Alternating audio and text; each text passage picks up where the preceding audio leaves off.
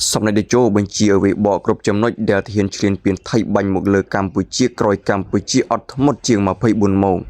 Croyca Ottomot le ma pay bun mong, dumb boy corrupt no but chop bang, Ning troca pay will lead them by Jumli Prajichon, chain mog them bonds what of hip, car peeling it must all mind night chanty from bay, video kong top Campuchia, ban top on time, do you mind ning prick high on Guinea.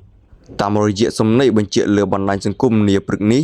សម្ដេចតេជោហ៊ុនសែនបានថ្លែងថាតាមនាយករដ្ឋមន្ត្រីថៃអនុទានបានប្រកាសថា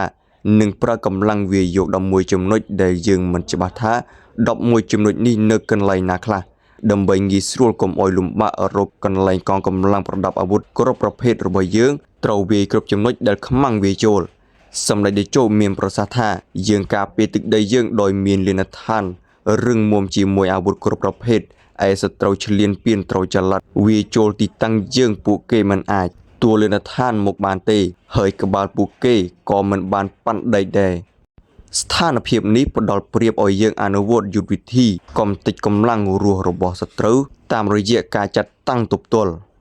សម្ដេចតេជោបញ្ជាក់ថាសម្រាប់មេទ័ពថៃបានប្រកាសថាដើម្បីសន្តិសុខប្រជាជនថៃត្រូវបំផ្លាញសមត្ថភាពកម្លាំងការពារជាតិរបស់កម្ពុជាសម្រាប់រយៈពេលវែង សម្ដីលោកមេតបខ្លាំងជាងប្រទេសមហាអំណាចខាងអាវុធនិងកងទ័ពនៅលើពិភពលោកនេះទៅទៀត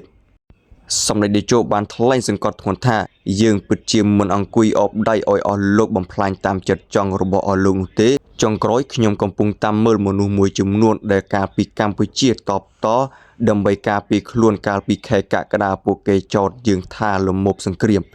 ពេលយើងអត់ធ្មត់ក៏របត់ជប់បាញ់នឹងចង់ដោះស្រាយដោយសន្តិវិធីគេចោទយើងថាខ្លាចថៃមិនហ៊ានវាយឬកាត់ដីឲ្យថៃដើម្បីដូរយកសន្តិភាព